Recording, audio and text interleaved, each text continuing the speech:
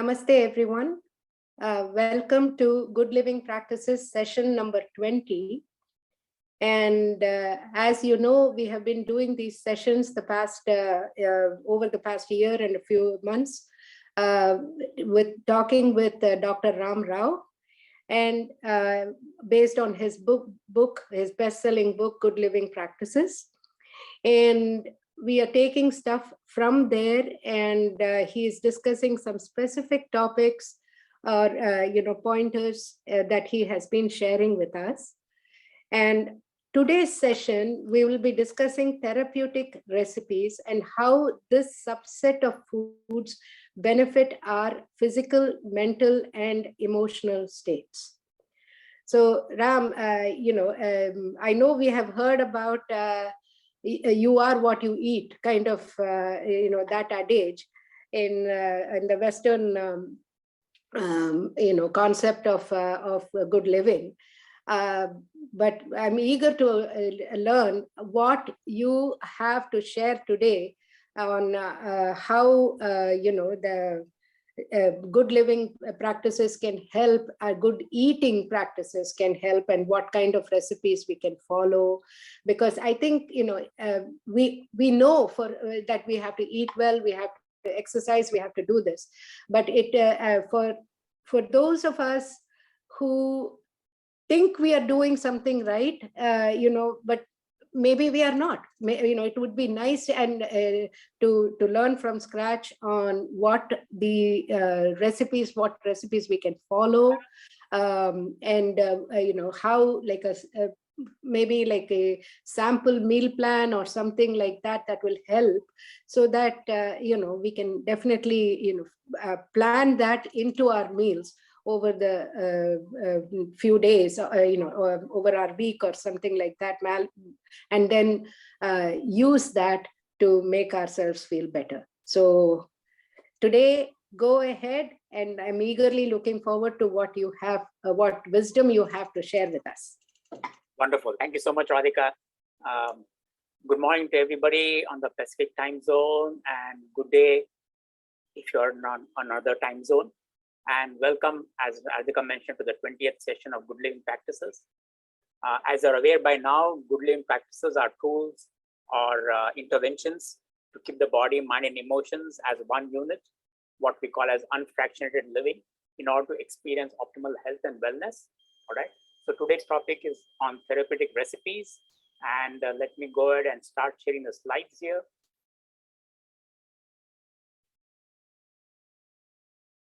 I hope you can all see the slide. So in sessions 1 to 15, okay, actually 1 to 15. And by the way, all the sessions are up on YouTube if you want to go back and check on them. We discussed several aspects of good living practices, including good eating practices, good physical practices, good mental practices, and good emotional practices, in order for the body, mind, and emotions to function as one unit for us to experience optimal health and wellness. In sessions 16 and 17, I actually provided 3 tips, practical tips for us to incorporate and practice for about 30 days. All right.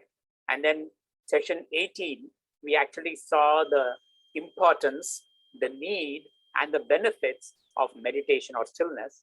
And in session 19, we discussed the importance, the benefits, and the need to incorporate the power of breathing practices, or what we call pranayama. Now, interestingly, when we talked about good eating practices, there was quite a good number of questions about meal plans.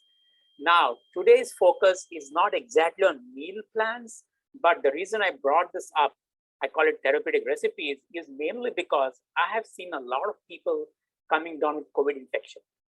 All right. And these are the people who have already had the first 2 doses of vaccine, and they've already had a booster. And then it's not the vaccine alone. The thing is, globally, we are seeing that the number of cases are going down. And so people are letting their guards down. People are not masking. People are traveling. It's summer break. All right. I understand children are graduating. And so now they're going on summer vacations. So people are going on long travels. And unfortunately, the problem with that is at the end of the day, when you come back home, guess what's happening? We're all falling sick, COVID.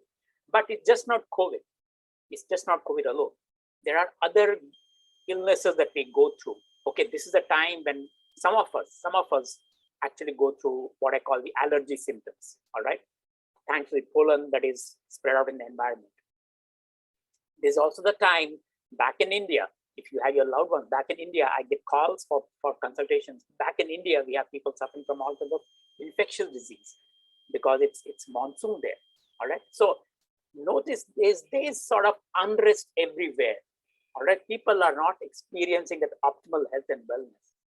So a lot of people keep asking me, what can we do on a daily basis in order for us to be a little more healthy, in order for us to be a little more resistant to all these things, in order for us to be having, some sort of a wellness. Now, what we eat, as Radhika mentioned, what we eat actually plays a vital role in our quality of life. From times immemorial, okay, food occupied the top place in the health ladder. If you consider the health ladder, food was on the topmost part of the health ladder. Not just for survival, not just for fulfilling our goals and aspirations, but for some of us, it was also for, what I call spiritual enlightenment. In fact, in yoga philosophy, one of the main factors that contributes to the body-mind emotion nexus is food and food quality, and our own approach and our own attitude to food. It's so interesting because in one of the Vedic texts, what we call the Upanishads, there is one part of Upanishad called the Chandogya Upanishad. In Chandogya Upanishad, the father's name is Uddalaka. He explains the importance of annam or food, and he's explaining that to his son Svetaketu. Okay, and he says, Annamayami Saumya Manaha. I mean, if we have to define what food does to our body and mind, this one phrase is enough. Annamayam Saumya Manaha. The mind, okay, and the individuality is essentially formed from food or formed of food. What it means is by eating the right food, your body and mind are more clearer. Right? And a very famous French nutritionist mentioned, tell me what you eat and I'll tell you what you are. Okay, so that what it tells is that food could determine the personality of a person. And then there was the famous German philosopher, Ludwig Feuerbach, who said that you are what you eat. And, in the first couple of Good Living Practice sessions, I went further. I said, you are just not what you eat, but you are why you eat, when you eat, where you eat, and how you eat. And of course, Hippocrates, the famous Greek philosopher, his statement is always quoted in nutrition circles, let food be thy medicine and let medicine be thy food. And the reason is because food and nutrition are critical part of health, wellness, and for our immunity.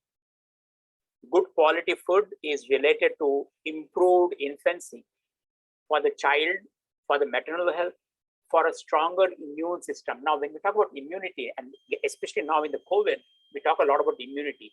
Immunity is not just about physical immunity. Immunity is also at the level of the mind and the level of emotions. And only if you have a strong immunity at all three levels of individuality, body, mind, and emotions, only then will you be able to survive all these infectious diseases. Okay, not just infectious disease. Overall, your health and wellness is going to be very high. People who are, the women who are going to have pregnancy, you have very good, safe and sound pregnancy.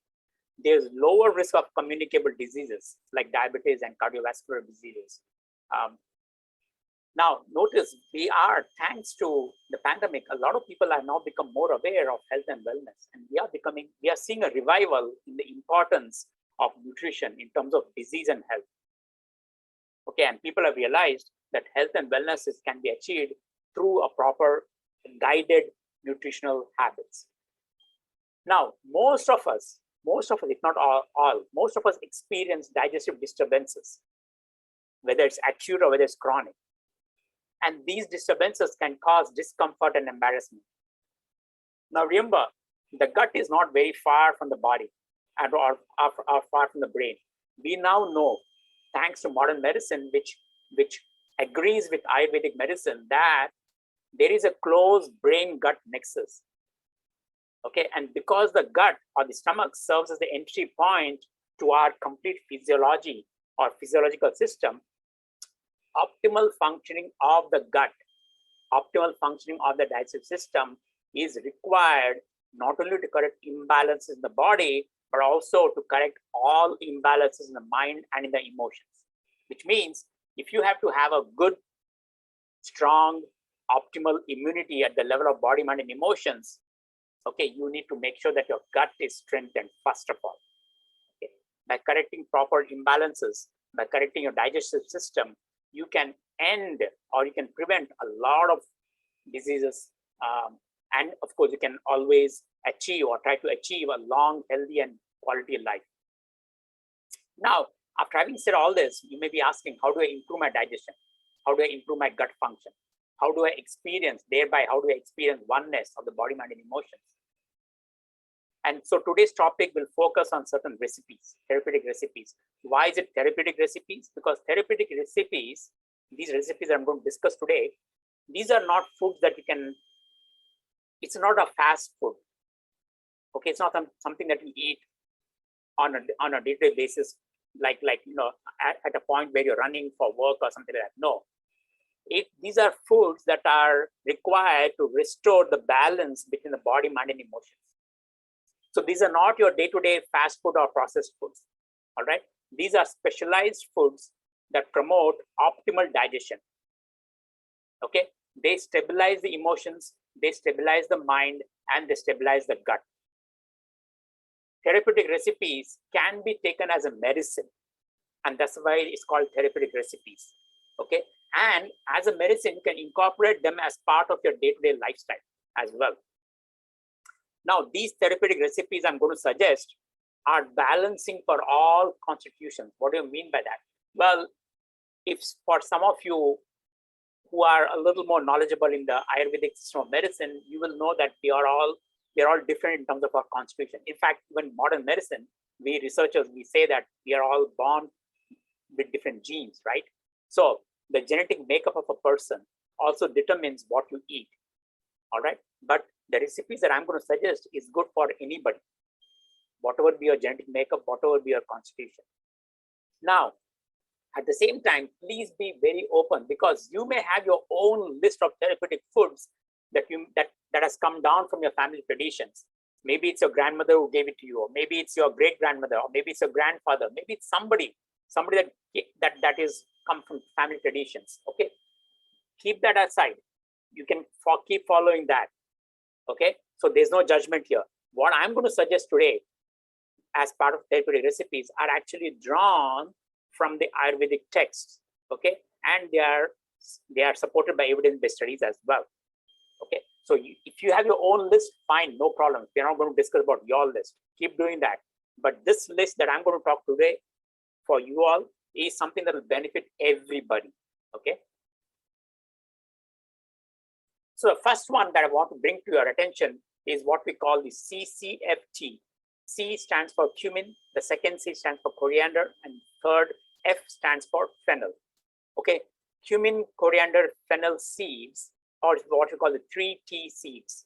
Okay, this is a combination that helps promote beautiful or optimal digestion. You brew them together, and when you brew them, this blends into a delicious and beneficial Ayurvedic tea called CCFT. The CCFT stimulates the digestive system. It supports the body's ability to break down all kinds of toxins, and it improves your immunity. It's very gentle. It's not very harsh. So because it's very gentle, you can sip the CCFT throughout the day. Okay, it's especially beneficial before, during, or after you eat. Okay, for what happens is, let's say you've entered a restaurant and you see this massive buffet and you're confused as to what to eat, and you have filled your plate with that. Okay, and now you start eating all that and you feel heavy. The best thing is, the minute you enter a restaurant, okay, start off by taking a CCFT before you enter the restaurant. Or you don't have to take this tea only when you enter a restaurant. Even at home, you can do this. CCFT is very, very gentle. So you can do this 3 times a day, before breakfast, before lunch, or before dinner. Okay, it serves as a very important and an integral part of an Ayurvedic detoxification system. I'm giving you a tough word here, detoxification. What it means is that it not only detoxifies the toxins in your body, but also improves immunity in the same way. So how do you use this? Well, so you take equal amounts of powdered cumin, powdered coriander seeds, and powdered fennel seeds. Okay, so you take seeds, you mix them, okay, and then you take equal amounts of the powdered form. And then what you do is, whenever you feel like taking it, take 1 cup of boiled water, okay, add 1 to 2 teaspoons of this 3-seed powder. Mix the contents, okay, and then you can drink it.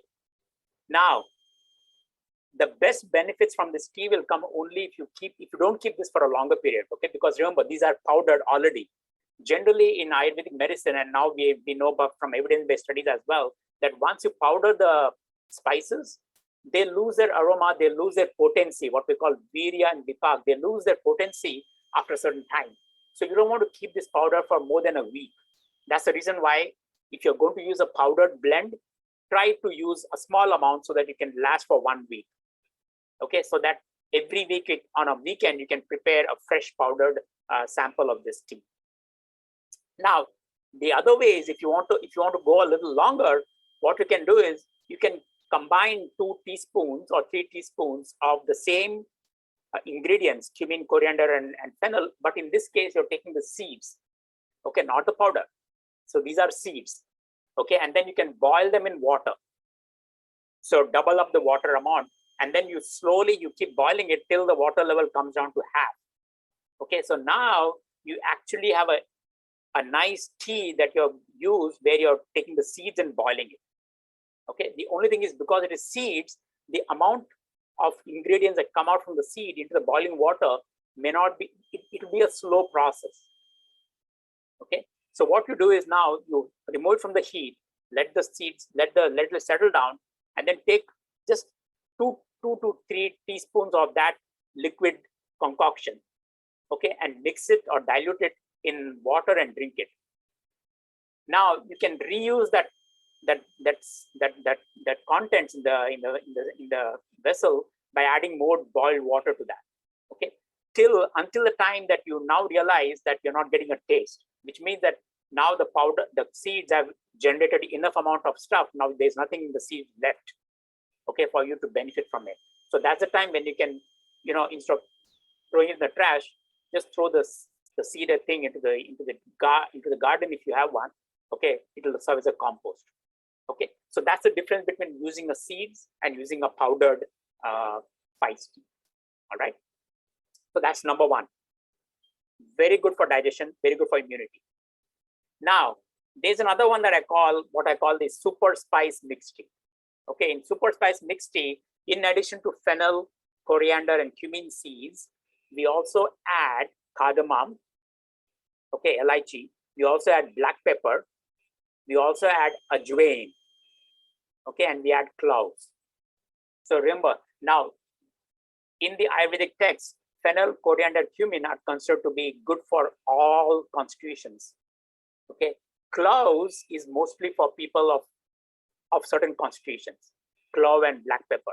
But when you mix it with these guys, with fennel, coriander, cumin, it's good for everybody. So once again, you can, dry roast these seeds in a tawa or in a pan, okay, and then use them in a food blender and grind them to a fine powder. Once it is already done to a fine powder, I would suggest adding 2 teaspoons of cinnamon powder, not cinnamon bark, but cinnamon powder, because cinnamon bark is very hard to break it and powder it. So the best thing is add cinnamon powder to this mix. So now you have, in addition to fennel, coriander, cumin, cardamom, black pepper, ajwain, cloves, you're also adding the benefits of cinnamon, taj, which is extremely good. Store this mix in a glass jar. Don't use them for more than a week, okay? And then take 1 teaspoon of this mix into a glass of hot, warm water and drink it. Again, you can drink it before breakfast, before lunch, or before tea in order to stimulate the digestion and to stimulate the appetite. And in Ayurveda, we call it, this spice tea is very beneficial to improve your digestive fire, what we call the Jataragni, extremely good. And in addition to that, what happens is there are deeper tissues in our body, okay, beyond the blood vessels, the actual organ and tissues, and there may be accumulation of toxins there. This super spice mixed tea can actually enter those tissues and remove those toxins. That's why we call it a natural detoxification process. All right. Now, I'm sure you will have a question about what are the difference between these two and when to take the super spice tea and when to take the 3-seed tea. Okay, so I've given you a table here. Look at it closely. If it's a CCF tea, you can take it as a normal nourishing tea every day, AM and PM. Okay, each time you reach for a glass of water, each time you want to drink lassi or you want to take some beverage, add the CCF tea and drink it. Okay, so your normal water that you're going to drink, add CCF tea to that, CCF tea powder. If you're going to drink lassi, add the CCF tea. If you're going to have some beverage, add the CCF tea and drink it on a daily basis. The super spice mixed tea, okay, is to be taken whenever you have gastric issues, gut issues.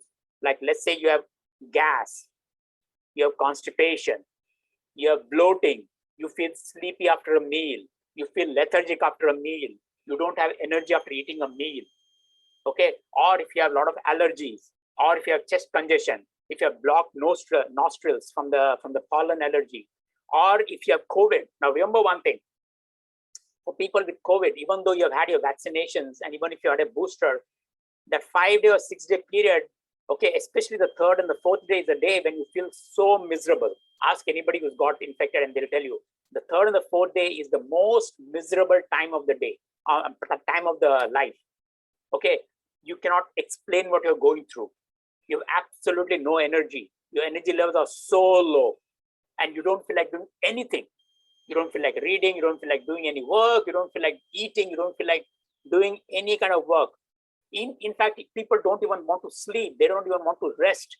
If the body is going into a phase where you are unable to explain as to what you exactly want to do. Okay, so to all those people, I suggest take the super spice mixed tea 3 times a day. Okay, it may not delay the infection. You may not be able to see a complete rejuvenation the next day, 3rd or 4th day, but remember what's happening is it will slowly build up your digestive fire. And the minute it starts building up your digestive fire, it awakens you. What do you mean by awakens you? It removes your lethargy. It removes your sickness. It removes you from that feeling of, sickness. You'll feel more motivated. You feel there's more enthusiasm for life. Okay. The other time that I would recommend the super spice mixed tea is, let's say you're being invited for a social party, for a social gathering, and there's going to be a lot of food. Okay, you don't want to embarrass the host, or you don't want to embarrass the social circle by saying, I'm not going to eat this, because on one hand, it's not good for you, but at the same time, you don't want to embarrass it. The best suggestion I have is either at that moment, you take in a glass of water, add the super spice mixed tea and drink it, or if you don't want to embarrass your gathering there, take it before you leave for the social gathering. Take it at home. Okay.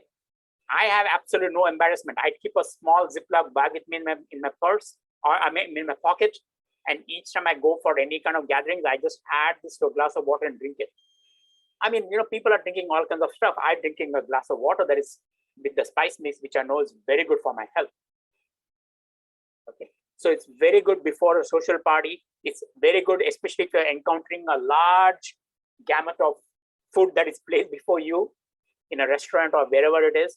Whenever you feel dull, whenever you feel sick, it's very good to overcome any feel of disgust nature in the morning when you feel cloudiness in your brain.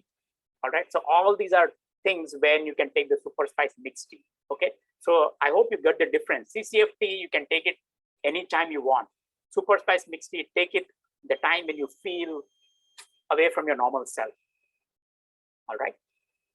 And the third recipe that I want to bring about is an extremely good recipe, which I have been doing, both Padma and I, we've been doing this for years together, and I've recommended this to a lot of people. I'm sure there are somebody in this audience who will say, oh yeah, I'm doing it as well. So this is actually a modification of the Chyawanprash that you normally hear. I'm sure most of you have heard about this Chyawanprash. Okay, the problem with Chyawanprash is it's bulk made, number one. Number two, because it is bulk made, it has to improve its shelf life, okay, because it's being imported or exported from India, okay, which means that they have to keep the shelf life. So we don't know what ingredients go into that in order to keep the shelf life, okay. That's number two. Number three, the minute you prepare it in bulk, okay, it loses what we call in Ayurveda, and now even modern medicine recognizes that any bulk made food loses its potency because we add a lot of stuff to preserve its integrity. Okay, so what I've done is I have taken the best aspects of Chyawanprash and I'm giving it to you here. What it requires is for you to have amla, turmeric, and ginger. Turmeric, not turmeric powder. Ginger, not ginger powder. We are talking about turmeric root. So we are going back to the nature. Amla as a fruit, turmeric as a root, and ginger as a root. All right. And this mixture promotes rejuvenation of your entire body, mind, and emotions. Believe me, it's very good for metabolism. It's very good for your lungs. It improves your respiration. It improves your breathing capacity. It's extremely good to improve your immunity at all three levels. It provides energy, vitality, and it's a very good source of vitamin C, which is amla. Amla is a very good source of vitamin C. Turmeric, as you all know, I mean, everybody, I don't have to tell you, as a scientist, I don't have to tell you this. As an Ayurvedic practitioner, I don't have to tell you this. I'm sure you must have all read in the newspapers. Evidence-based research medicine shows very clearly that turmeric is a potent anti-inflammatory compound. Okay, people give it in the form of curcumin.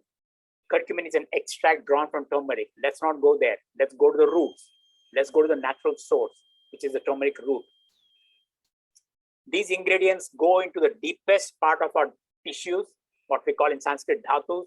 They stimulate metabolism and they improve your digestive fire. Okay, so what do we do? How do we take this? Okay, so amla, unfortunately, doesn't grow in this country. So this is the only time when I recommend going to the Indian store and taking from the freezer. All Indian stores now have amla.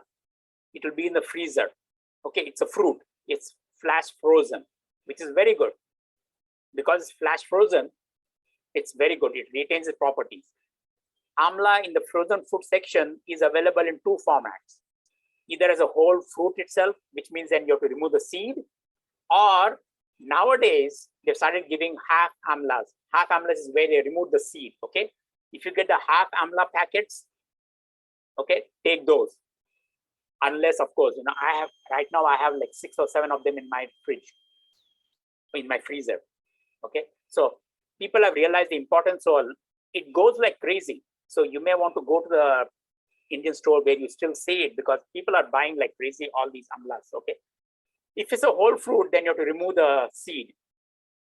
So what I suggest is 1 packet of amla, okay, contains about 12 fruits, 12 whole fruits, or about 20 to 24 half fruits.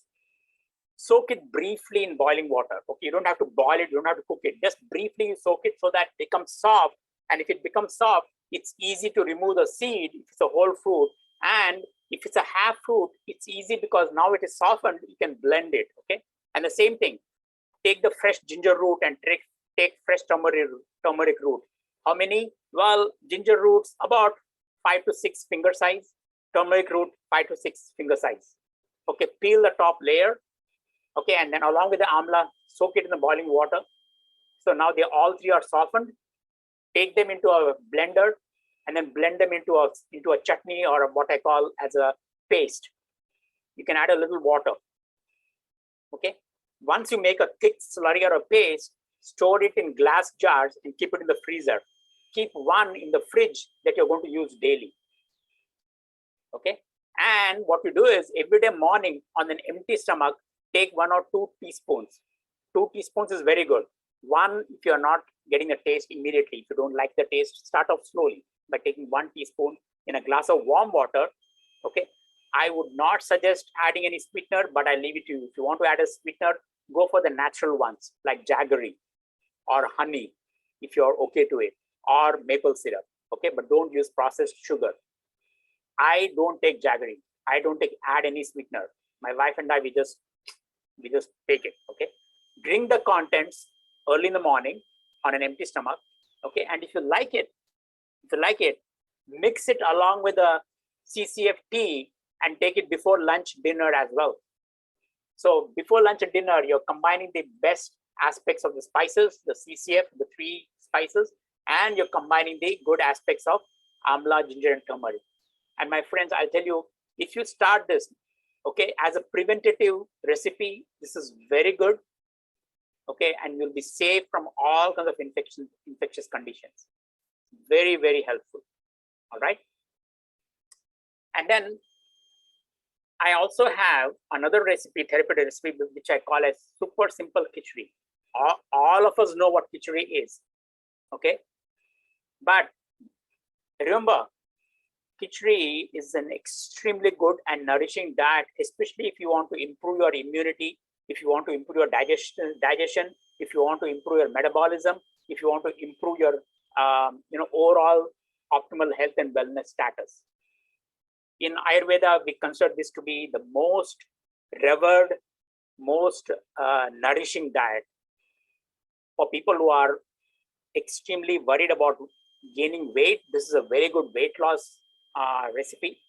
It's very easy to digest. Okay, it's very good for all constitutions. It feels very light. You don't feel very heavy after eating it, and you feel more energetic after eating it. Okay, not like other foods. Other foods, when you eat it, you feel more lethargic.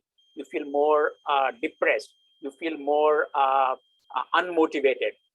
Okay, not khichdi. Khichdi actually gives you more energy.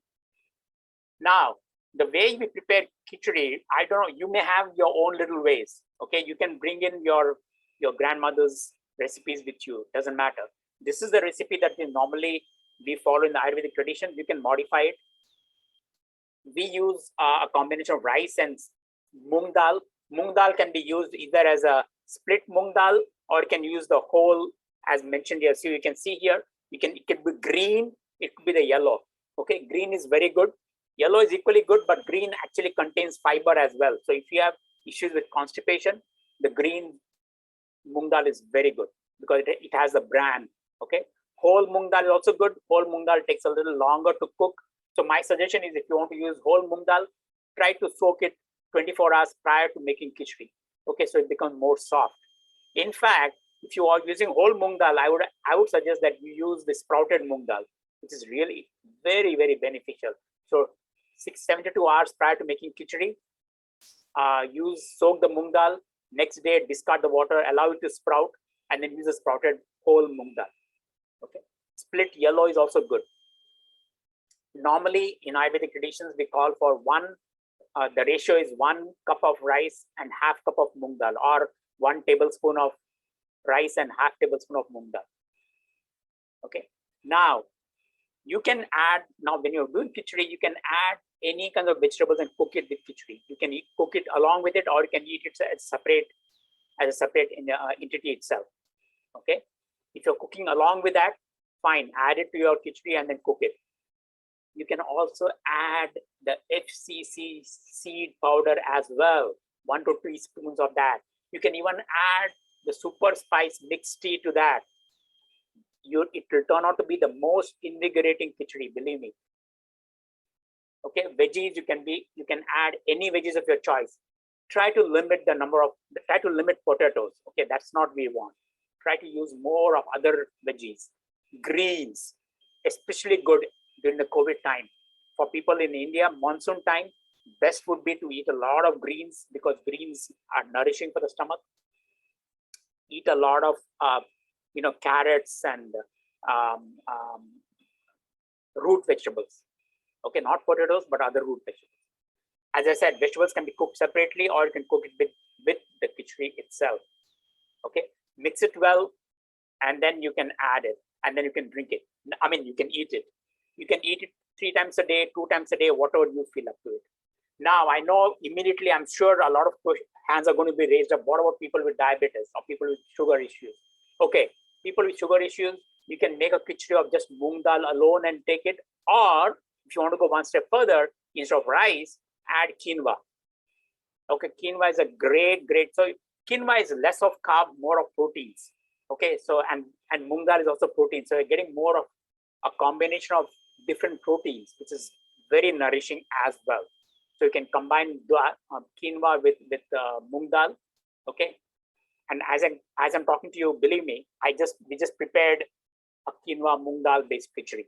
Okay, not because we have diabetes, but last week we had rice and moong dal khichdi. This week we are going to have quinoa and moong dal khichdi. Okay, so follow these guidelines. And now khichdi, you can add it as a one meal, or you can have 3 meals. Now, for some of you, I know a lot of people in this audience say, what about complete detoxification for a weight loss program, or to build immunity, or to overcome infection? Okay, we have what we call the monofast diet. And I know a lot of people are familiar with this. Monofast diet is where you remove everything from your platter and have only khichdi. So breakfast khichdi, lunch khichdi, dinner khichdi, snack khichdi. When you're doing khichdi as a monofast, you don't have to worry about the timings. You can have it as a snack, but make sure you're keeping a 3-hour gap between 2 meals. You can have it as breakfast, you can have it as lunch, you can have it as dinner, you can have it as a snack. But it's going to be only khichdi, period. Okay. Now, this is going to be tough. I know it sounds interesting, but for people who have done it and ask me or ask the others, they'll tell you that by the second or third day, you feel disgusted. You'll feel like throwing it out of the door. Okay. But believe me, starting from day 4, it will be really beneficial. You will see the subtle changes happening in your mind, subtle changes happening in your brain, subtle changes happening in your body. And by the end of the 5th day, you'll feel so nourishing. But if you're doing a 7-day diet, my suggestion is don't start by cutting away everything and starting cold turkey. No, never start cold turkey, never drop it cold turkey. Okay, so phase into the diet. So as you see here on this table here, you're phasing in by adding khichdi as 1 meal. Okay, so day 1, you're adding khichdi as 1 meal. Day 2, you're adding khichdi as 2 meals. And then from day 3, day 4, and day 5 is going to be only khichdi. And then day 6, you're going to slowly phase out by having khichdi just once. Okay, and then by day 7, the 7th day of the week, you're going to have only one meal a day, and then you're going to start taking a normal diet. Okay, so if you do this, how many times can you do this? You can do this 1 week a month. Okay, you can repeat that every month, or you can repeat that every 3 months. Okay, now this is a period called Chaturmas for people who are very sort of religious and want to follow rituals and all that. This period is extremely beneficial. Okay, if you want to start the khichdi fast, it's going to be really enlightening. So you can start a khichdi fast sometime very soon, and you can incorporate that every month for the next 4 months. Very good for your body. All right. And finally, this is not a recipe actually, but this is something that I want to tell you how ghee is so beneficial. Okay, in Ayurveda, and now we have evidence-based medicine to support the power of ghee. Okay, very good storehouse of omega-3 and omega-6 fatty acids, storehouse of vitamin A, very good for health benefits. Okay, it enhances not only the taste of food, but it's a very healthy fat.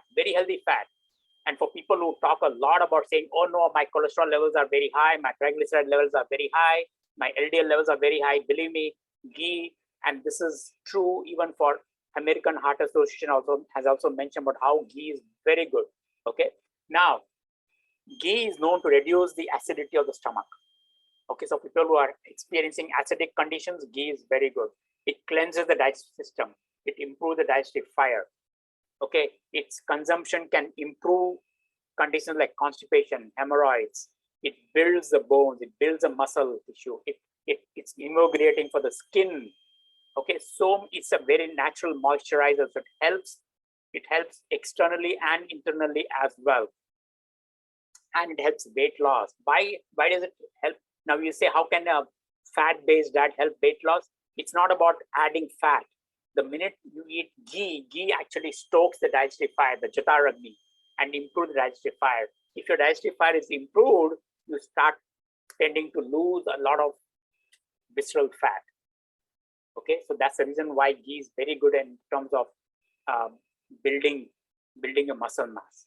Okay, and as I said, it's very good source of vitamin A, very good source of linoleic acid. Okay, so it's very good as a cancer fighter. Now you can take ghee. What you can do is you can add ghee to your khichdi. Okay, and then take it. Okay, there are people who I know who take ghee, they just take 1 teaspoon of ghee in the morning on an empty stomach. They take ghee just before lunch. They take ghee just before dinner. Very good to improve digestive fire. Okay, so I leave it to you how you want to take it, but please believe me, ghee is very good. Now, of course, there are concerns about what kind of ghee to use, and ghee these days are not very good. I agree with you totally. If you go to the Indian shop, Indian grocery store, you have plenty of ghees from a lot of manufacturers. I have tasted every manufacturer's ghee and I don't recommend any of those. Okay, go for the one that is really good. Okay, what do you mean by that? So I would suggest for now, and I'm not promoting a specific product. I'm not getting any money for promoting this, but this is only out of my own interest. There are 2 that I suggest. If you want to get it from a local Indian grocery store, go for the organic 24 mantra. I think it's 24 mantra ghee. That is very good. If you want to order it online, there is a company called Pure Indian Foods based in New Jersey. The guy who's started this company is actually a software engineer, but he has now taken to ghee manufacturing. Amazing guy. Pure Indian Foods. He has got a wide variety of ghees. Very, very good ghee. Ultra pure, nourishing ghee. Okay, but you have to order it online. It will take some time to get it. Okay, if you want that, you can get it from the Pure Indian Foods, or you can go for the local grocery store and get the 24 mantra ghee. All right. So what we eat really plays a vital role in how we are. So a lot of imbalances can be improved upon, or can be overcome just by making sure that your digestion is optimal. And the way to do that is taking specific recipes or specific therapeutic recipes. Okay, and today's therapeutic recipes are meant for anybody. Okay, especially for people who have health issues. You can use that as a medicine. Okay, and incorporate that as part of your daily lifestyle. Okay, so let me stop here and take your questions.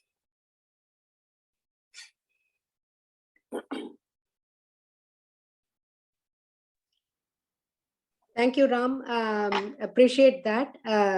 I think we have a couple of questions from Vijaya, but before we go into those questions, I had a couple of clarifications that I'm requesting from you. One is you mentioned about the quinoa khichdi, and some of us for diabetes, we have been experimenting with millets. Would it be okay to substitute millets or brown rice with that, or is it? Would you recommend just going with the quinoa? The reason I didn't mention millets is because a lot of people, for some reason, they think. So the way we were brought up in India, Radhika, millets back in India were who are the main consumers of millets? Laborers, farmers.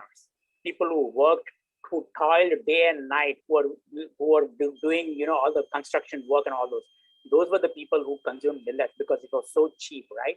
But what happened is it got a bad name. So whenever we talk, the minute I talk about millets, at least to a lot of my patients, when I tell them millets, they are like, no, that's not a rich man's food. And I'm like, forget about rich man in terms of money. The rich man's food in terms of your health. Yes. Millets is the best choice if you don't want to have quinoa. You can use ragi, you can use jowar, you can use bajra, you can mix it with a dal. And yes, it is one of the best foods. Please, you can definitely use millets, no problem at all with that. Okay. Yeah, because that way we don't have to make a major change. Absolutely. Yeah. So yeah, absolutely. And the other option thing that I had was, can we instead of the khichdi, is it? I know you recommend the khichdi as part of this thing, and I have practiced practiced it myself, and it has had, the fasting diet has had a good effect. But would it be, instead of that, is it possible for us, is there any other alternative? Like, for example, you mentioned the veggie soup and everything. So is it possible for us to have it in a soup form instead of the khichdi form? Or I mean, what you can do is, now, the reason I gave it in the khichdi format is because that's the way we normally, when we think of khichdi, we always think about either rice and moong dal, Right. prepared in, the way we prepare rice and all that. But no, that's not the way. You don't have to consume it that way. You can use a combination, okay, in terms of, you can make it like a soupy consistency and drink it like a soup. Yes. Absolutely. Yes. Whatever, you can make it like a dosa, or you can make it like a I don't know if you can make a chapati. I've never tried chapati, but you can make it like a Right. dosa. You can Yeah. make it like a soupy thing and make it like a dosa. I mean, using the same ingredients, same ingredients, but Please don't go away from those ingredients. So Yeah. you can use rice and moong dal, or Yes. you can use millets and moong dal, or you can use quinoa and moong dal. Use it in any form that you, because remember one thing, when we eat, our eyes, our vision, and Correct. our sight and taste have got so used to seeing a certain thing in a certain way. If you Right. present in a different way, we don't want to eat. Okay, so whatever appeals to you, use it in that format. Whether it is a soup, whether it's a khichdi, whether it is a dosa, whether it is any, or an idli, whatever form you can eat it. But please don't move away from those ingredients. Use those ingredients alone. Yes. Yeah, the reason I'm asking that is, that way it kind of goes away from that monotony.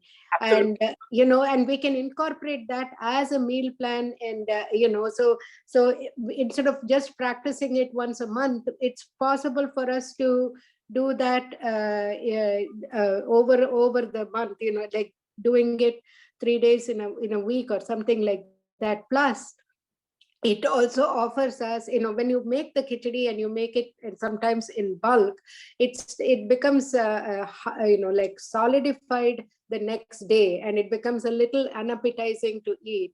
And I know you always promote the freshness, but considering people's schedule, yeah. So they will tend to make one batch and then try to eat it over the next 2-3 days, and sometimes that becomes unappetizing, and they would want to skip the meals, and which is not recommended, I assume. And so that way, this gives them a choice for incorporating these fantastic ingredients into their this thing for a regular, like on a regular basis as well. Sure. Absolutely. Yeah. It's not a problem at all. Right. Yeah. So use it in any form you want. Yes. Liquid format, solid format, rice format, soup format. Any format is fine as long as you keep those ingredients. So that, yes, I totally agree. Especially the first time when you're doing it, yes, it really is people are, but as you keep doing it on a regular basis, you tend to become, it becomes monotonous, and then your mind starts acting up. Okay, which is very natural. The mind will definitely act up, and it will say, I don't want to eat this. And then, of course, there's always a challenge about, other family members not being able to share what we are doing. So we have to cook separate, and you have to invest time and effort to cook separately. Yes, I can understand all those options. Right. All I'm saying is do your best. Yes. And the thing is, it is also the way, the more and more as I'm aging, the more and more I'm coming back to the grassroots and the basic recipes, and finding that I'm benefiting a lot, and from that. And especially after my recent trip to India, I find that if we stick to those basic things, instead of incorporating a lot of the masalas and spices and all that, it actually helps us, and helps us in regulating our constitution. And I'm becoming more and more convinced about that. And right. So, and as far as the ghee is concerned, would you, when you're mentioning about the spoon and I mean, about a spoonful of the ghee, uh, I believe that it is better to have it in the melted form than the solidified form. Is that correct? So remember one thing, ghee by nature, because of the way it is extracted, okay, by nature, whenever it is cold, it naturally uh, sorry, it naturally is in a freezing temperature, right? So Right. what you want to do is the best thing is, if you want to keep the shelf life more, okay, improve the shelf life, then you can keep it in the fridge. Normally, not back in India, because it's not very cold, it's always in the room temperature. But here there's the problem about, will the shelf life be sufficient enough? So it doesn't matter. Now, if it is solid, then yes, it does become a little bit of a problem, especially if you don't take it as is. Okay. I mean, I don't have any problems taking it as is, but a lot of people do have it. So what you can do is slightly melt it, or if you're going to prepare it for curries, or if you're preparing it for any meals, if you're going to add it to khichdi, you can add 1 teaspoon of the frozen part, Yes. solidified form, or when you're using it for sautéing your vegetables or anything, then naturally when you're putting a solid form into the pan, it's going to melt anyway. Correct. Right? Correct. So it doesn't matter the melted form or the solid form. Don't get worried if it's in a solid form. It doesn't matter. It still retains the potency. Okay. So yeah, absolutely no problem. And yeah, I wasn't sure if the quantity or constitution varies with. We're not talking about taking a glass full. All we are taking is a teaspoon. So right. teaspoon of melted or a teaspoon of a solid won't make much of a difference. Number one. Number two, how much to add, especially since I said, you add it for sauteing your curries or for sauteing your vegetables and all that. The amount that you add normally for your oil, we are just adding a 2 teaspoons or 3 teaspoons. So that's the same amount to add. All right. And now, so among the oils, the best oils that we can use, I know a lot of people say, we are used to certain oils. If you want to see health benefits, okay, and Ayurveda also talked about that. Ayurveda always recommended ghee as a natural way to improve your metabolism. Now, in this country, thanks to all the cholesterol thing and lipid disorders and all that, we are now tending away from ghee and all that stuff. And of course, now people are complaining about dairies and being yes, through dairies and all that. My suggestion would be, in terms of oils, if you don't want to use dairy products, then go for olive oil. Olive oil is very good, extremely good. All right, and it's a little bitterish, but believe me, it's very good. If you can do ghee, that's all the more good. Right. And the last question on this thing is on the amla mixture, the paste that you have recommended. I've been following the amla thing with boiling the amla and making the paste. It is sometimes very hard to get the turmeric root in where I stay. So these days, so 15 years ago, when I was actually working at the Buck Institute, I had mentioned about the benefits of turmeric root, and I sent that. I didn't know that they will take an action, but I wrote to Whole Foods. Whole Foods was just coming; they were just planning to build a new outlet in Novato, and then I told them, I said, "You're going to have a new building. Why can't you start having turmeric root?" And I sent them an article about that. And guess what? Decided keeping it. Now Trader Joe's has it, Safeway has it, Whole Foods has it, and you know what? In my suggestion, in fact, Whole Foods, it's a little expensive, but Whole Foods, the turmeric root that they have is really good. They get it from Amazon. I mean, Amazon, not Amazon as a company, but from the Amazon forest back in Mexico, in Brazil. They get it from there. It's really, really very good. You do get in Indian stores, but for some reason, I don't know why, the Indian stores that I've seen, you see them as wrinkled and small and lean and really it needs to be nourished. Basically, the turmeric root in Indian stores needs to be nourished. And I wouldn't recommend that. Go for these days, any store has it. All the stores carry it. It will be in the produce section next to the ginger section. Yes. really good ones. Safeway has real good ones. Yeah, not a problem. That's really a good pointer. I appreciate that. Yes, and so definitely I will go and check that out. The thing is, if you don't want to do the amla, ginger, turmeric business, my suggestion is almost all of us have a habit of taking raw salads. Yes. Just chop the ginger root, just chop the turmeric root into fine little ones, and then add it to your salad and just eat it. Turmeric, if you just eat it raw, it's really good. It tastes very well. Yeah. So just add it. That's a good idea. Yeah. Another great. And gives another variety also. Yeah, to consume turmeric. Yeah, correct. So now I'm going to the questions that have come up in the chat, and I think you've already answered one of the questions. This is from Vijaya. Do the spices need to be roasted before making mix or raw for the tea? And can we replace cooking oil with ghee for tempering? How much ghee to use in curries? And I think you already answered that part, but yeah. Yeah, I want to talk about the ghee part. Now, with regard to the spices, the reason why we don't want to cook it, we don't want to keep it in the tawa for a very long time. The reason why we want to slightly roast it is only because, now, what is it so much about spices that is so beneficial? The reason is because spices contain a lot of aromatic compounds that are really good for the digestive system. Okay, the only problem is aromatic compounds.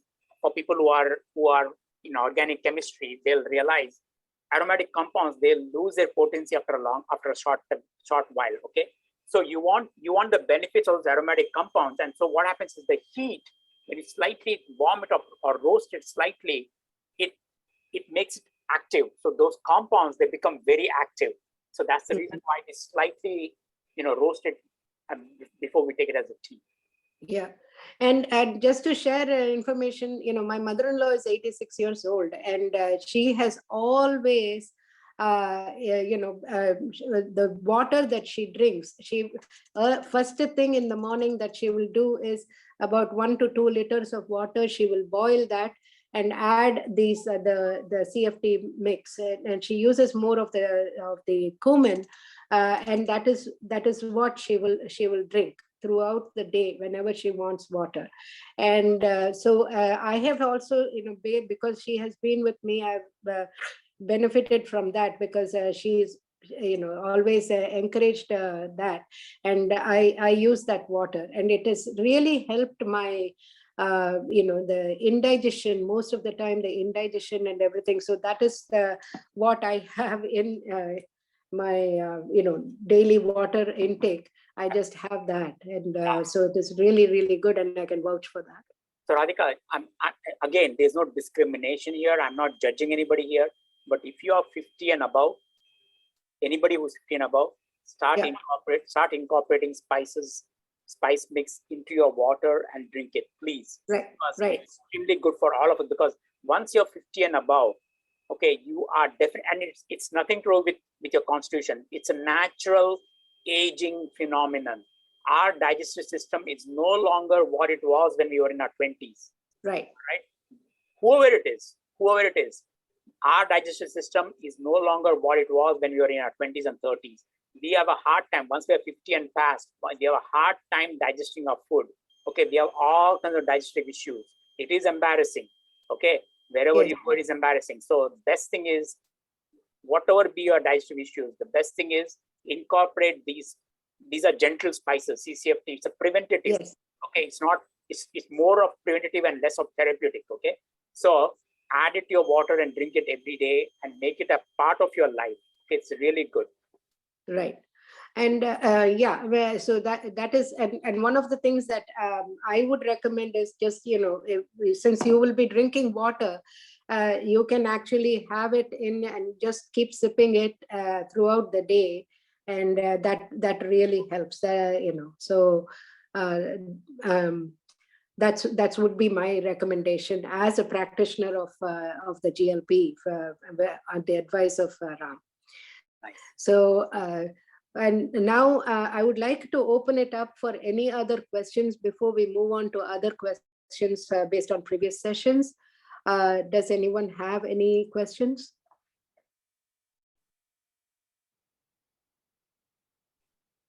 Thanks, Ram. It's really good information. Yeah. Very good. Thank you. Okay.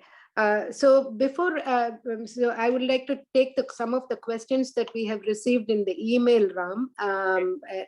Okay. Looks like Vijaya has another questions. Are there any diuretic herbs? Oh, there are plenty of diuretic herbs. Plenty of them. The best, some of the best ones are actually, ginger is very diuretic. Cinnamon as a spice is diuretic. In fact, CCF itself, the combination of cumin, coriander, fennel is very diuretic. People normally take it in the form of leaves, so fennel leaves or fennel bulbs, and coriander. Coriander is in the form of leaves, dhania, or what we call kothmiri or dhania. As leaves are good as a diuretic, so it helps release the fluid accumulation from various parts of the body. In fact, the power of coriander is so good that even in Western medicine, we adopt that, especially for people who have what we call systemic swelling issues. Okay, especially in the ankles and knees and all that. So yeah, coriander is a very good diuretic. Coriander, as I said, cinnamon, and then fennel bulb, or fennel leaf. These are all natural diuretic promoting. They have natural diuretic promoting actions. I mean, in fact, in South Indian, especially South Indian recipes and this thing, the coriander tohil, the chutney that we make, is you can use at least the ones that I have used before. You can, instead of chilies, you can use a little bit of pepper for the spice aspect, which is even better, and then mix it with the rice, and that is, or even have coriander and cilantro powder spice mix. Yeah. And that, we usually have, when this thing, we can put it in buttermilk. We can use it with the hot rice and a little bit of ghee. And, my fond memories are of my father mixing that and giving each of us a ball of rice, as part of the dinner. And it used to be not only tasty, but it used to actually help with the digestion. So one of the benefits of the CCFT, what is called, or the FCCT, is because it has seeds, and we're not talking about leaves or roots or bulbs, we're talking about seeds. But that seed itself, if you take it 3 times a day, part of your breakfast, lunch, and dinner, just before you start your meal, if you take that, CCFT in itself is a very powerful diuretic agent. And the way you know it is the outcome measure for that is the number of times you have to visit the bathroom. Especially if you do it 3 to 4 times a day, if you drink the you will have to visit the bathroom several times. And the more number of times you visit the bathroom, it indicates that your kidneys are functioning very well. It means your renal function is very well, which means at the end of the day, you are going to benefit from that swelling or from that systemic fluid accumulation that you have. Right. So moving on, I have a question from Chandraji, and it is, does Ayurveda recommend ways to have aloe vera? And is tomato good to include in salad?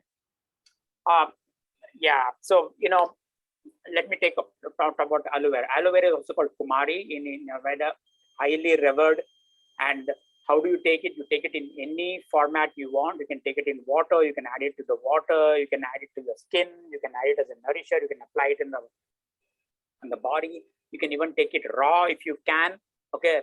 Now, somebody talked about diuresis. Aloe vera, kumari is also a very good fluid promoting or diuretic promoting agent as well. Extremely good.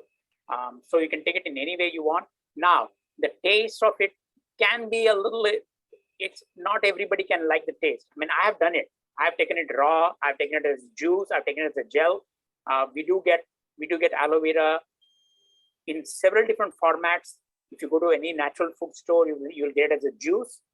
You'll get it as a gel. You'll get it as a syrup. You'll get it in the form of mixed with other things as well. I would suggest taking raw aloe juice or raw aloe gel, mixing it in water and drinking it. In addition to its benefits for people who want to lose weight, number one, extremely good.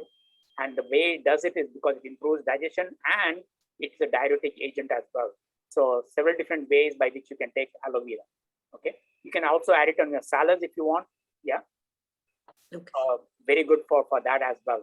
And with regard to tomatoes, very good. It is, tomatoes have natural substances in them, what we call the alopenes, lycopenes, carotenoids. All these are very good for the body. They are, remember I talked about removing the toxins. These contain the antitoxin in the sense that they remove the toxins. Okay, but at the same time, tomato is acidic. Okay, so it may not benefit a lot of people. So that's the reason why I didn't emphasize on tomatoes. But yes, you're not going to eat like a bulk vegetable or something. But you can always add, 1 or 2 slices of tomatoes to your khichdi and take it. Plus the beta carotene also as well, right? Yeah. Isn't there beta carotene? Carotenoids. Yeah, that's what polyphenols and carotenoids. Yeah. Okay, that's good. Vijay has another question. Are there issues with nightshade family vegetables like eggplant, tomato, potato due to alkaloids? So nightshades are recommended. It is, by the way, I don't want to start talking about an entire aspect of nutrition because that's not where this is not the forum for it. We can do another sitting on what not to take and what to take and all that. Nightshades has its own advantages and disadvantages, but for now, except for potatoes, for now, I would suggest please don't start removing all these things because we are not taking all these as one vegetable for several days or for several months. We are taking a combination. We are mixing a lot of vegetables. So when you mix a lot of vegetables, you're not going to use a bulk of one. Okay, you're going to use maybe a couple of slices of each one of them. So for your regular khichdi-based diet, for your regular therapeutic diets, please don't start removing vegetables from your diet because after all, especially if you're a vegetarian, you are surviving on vegetables. Okay, so don't start removing vegetables.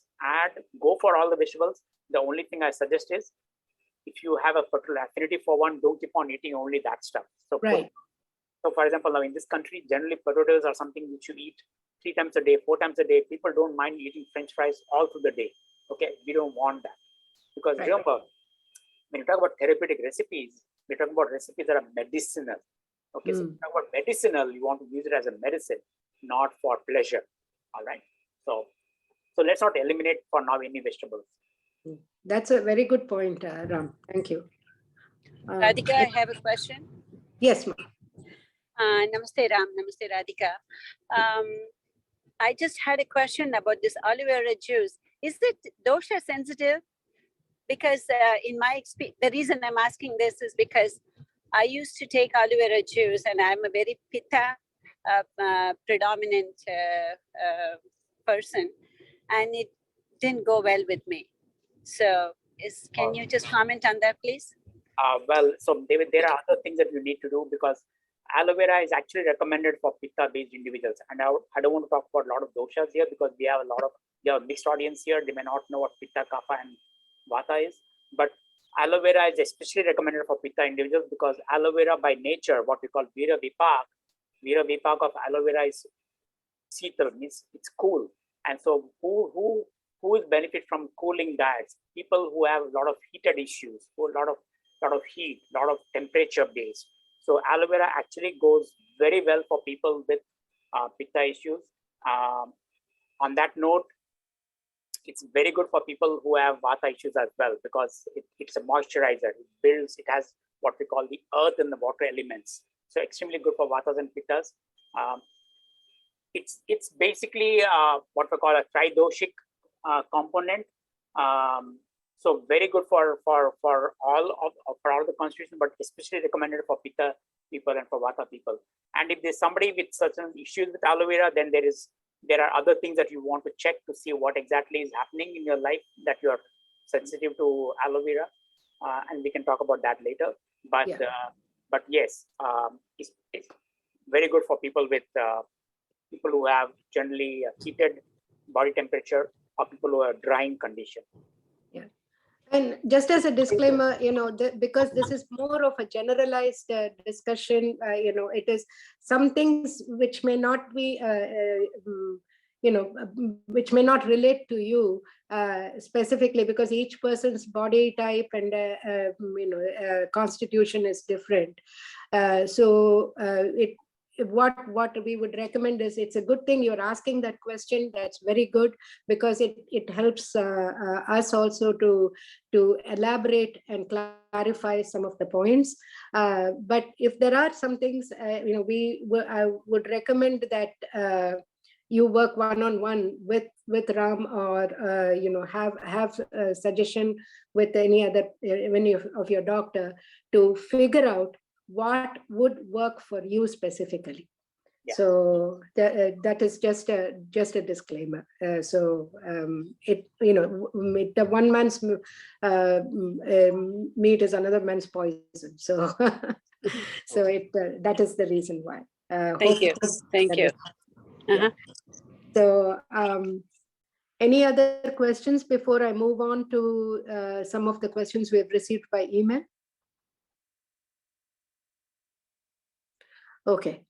Ram, we've received 3 questions from over the past sessions and everything. And so the first one we have is, in the last 6 months, I had to travel twice to India.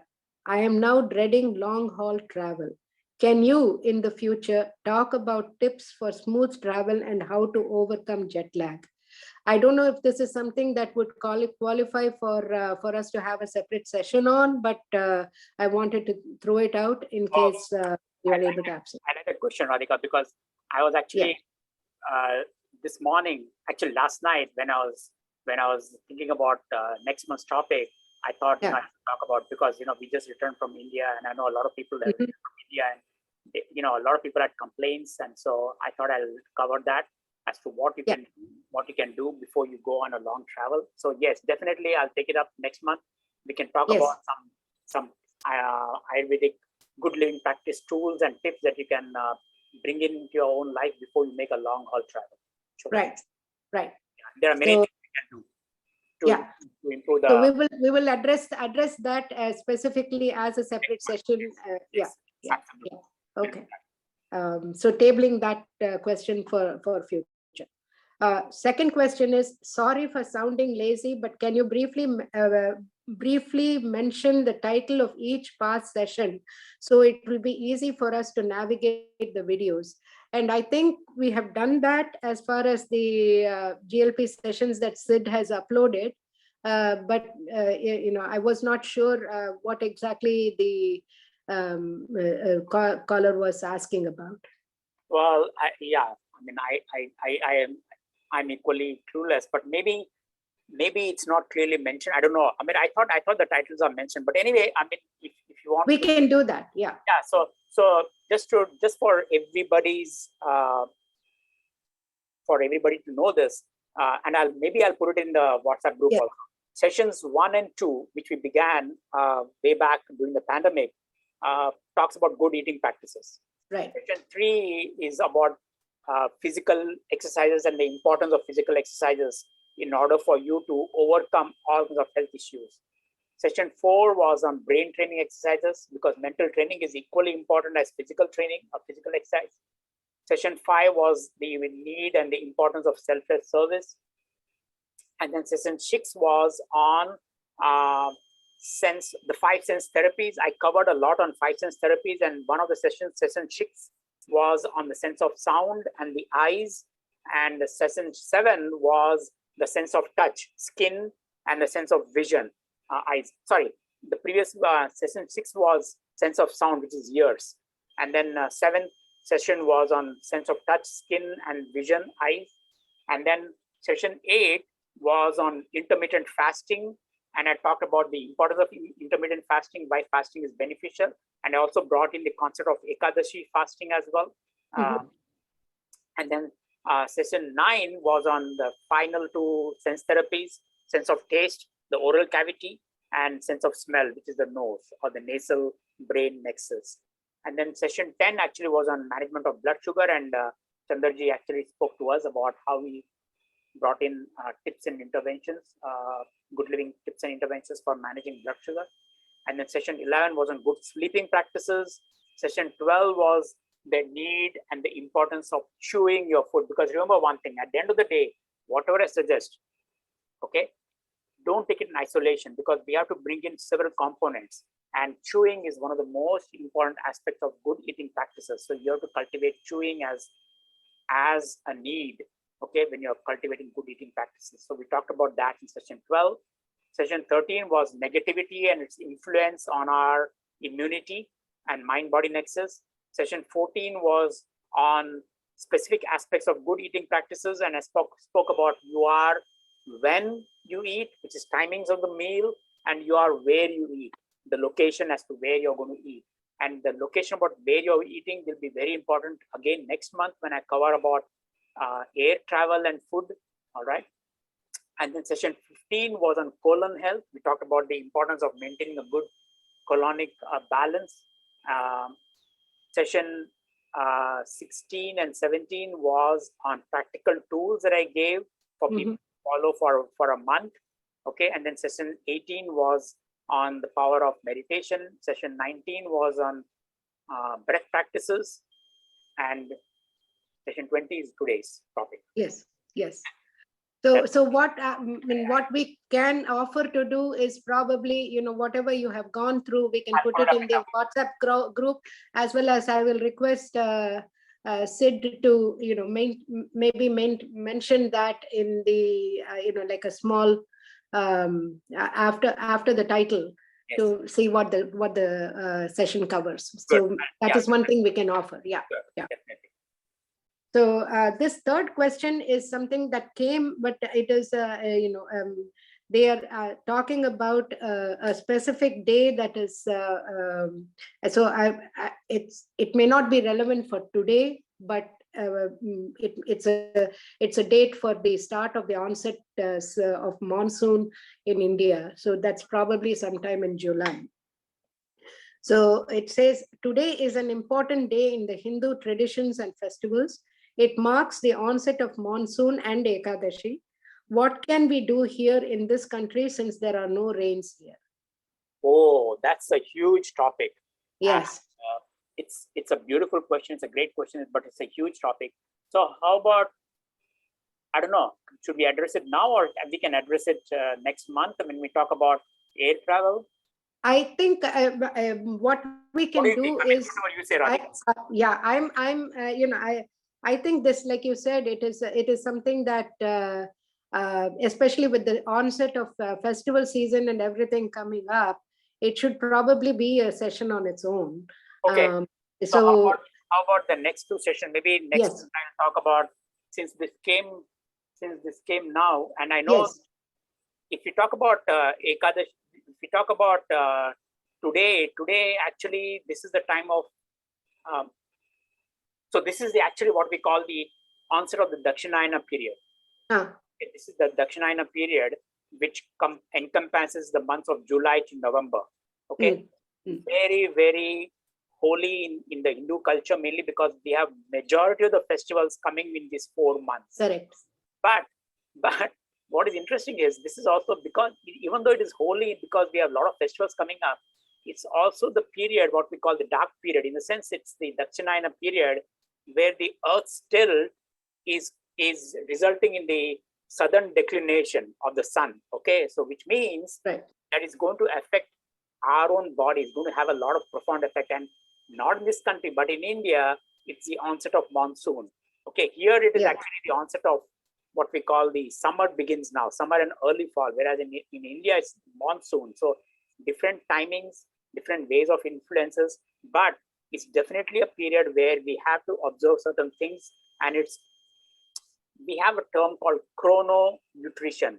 Okay, chrononutrition is all about timings and periods and months, and goes very well with what Ayurveda says. So yes, definitely an important topic. And it requires for us to follow certain austerities, certain ways. But just remember one thing: today is also the Ekadashi day, which is because 4 days prior to I think we're going to have full moon coming up in Tuesday.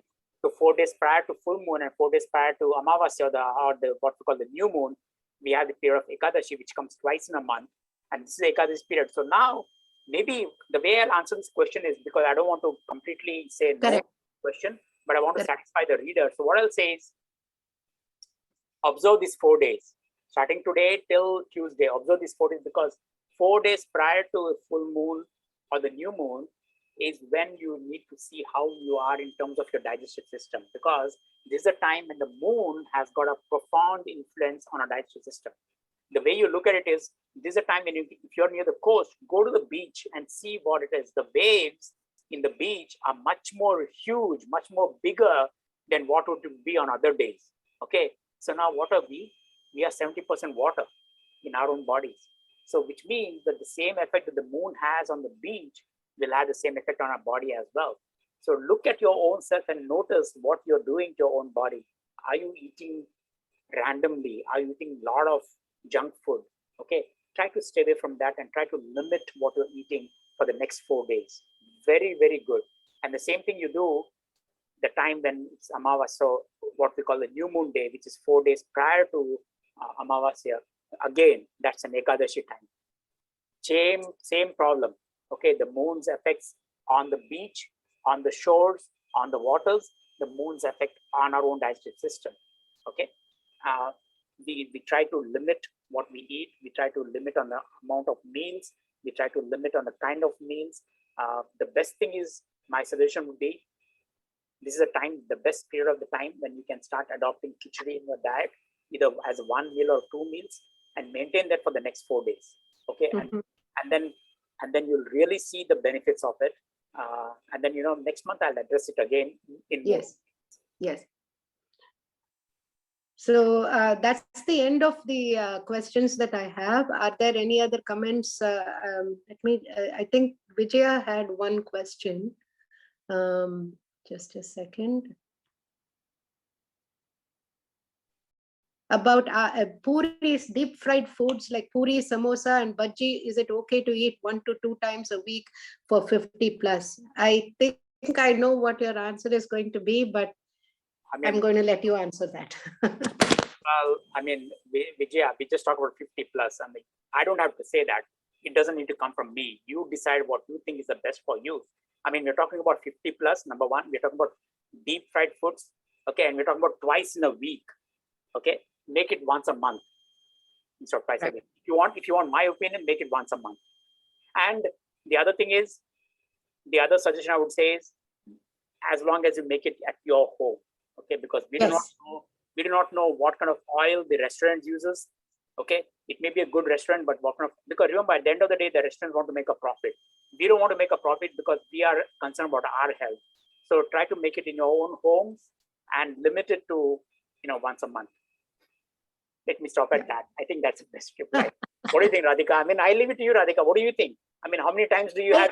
I totally agree. Anything in moderation is good, but as far as deep fried, the more you stay away from it, the better. And yes, life is not worth living if you can't enjoy your food. That's a different thing. But once a month is definitely fair, and indulge yourself. And once to twice a week, I think is overdoing it.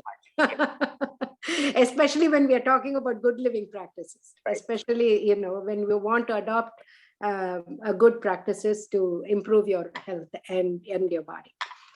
So any other questions or comments before we wind down? Thank you so much again. Thank you. Wonderful session. Thank you. I will just add, khichdi is not that hard. I take it to control diabetes 2 times a day. Correct. And to go on Ram's this thing, what I do with that is, like he suggested, using the same ingredients, I make pesrat. And it works out very well. It gives me a choice, and and that too, to help to control this thing. It's the protein part of it, and it's a balance, because what I do is I add to the pesrat, I add spinach and carrot and everything, and it is very, very good. Super, very good. So, doesn't matter, as I said, shape and size and form. Exactly. As long as Keep changing. Yes, it's the ingredients that matter. Yeah. And you can add a little ghee, that's what Josna does, and put it on the tawa, and she eats like that. Exactly. And millets actually, you know, based on my what Chandar has recommended, what I have started adopting, I mix the millets with a little bit of rice because I don't especially like the pure millets form. It helps, and with a little bit of. No, the reason it helps, Radhika, is because now we have, you know, and ayurveda mentioned that, and now we have evidence-based medicine. What happens is we lower what we call the transit time.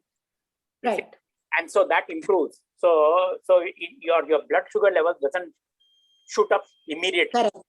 Correct. Because the millets, the ingredients of millets, they'll suppress the rice, the carbs from getting exactly fast. And exactly.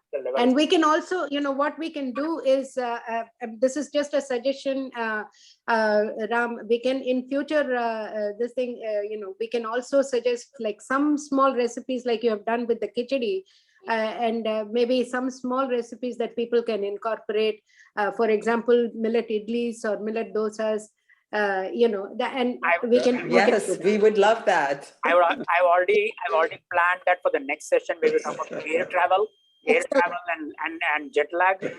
I'll include a few recipes that you can take with you. Exactly. And so we will do that. So, just one comment, Radhika. For the rice, there is also diabetic rice available too. Yes. So, and that is more beneficial than just rice. Correct. It's aged rice. It is aged, yes. Right. In fact, that is, in fact, Aparna, you know, another friend also recommended that. Right. And so I've been wanting to try that as well. Okay. Thank you.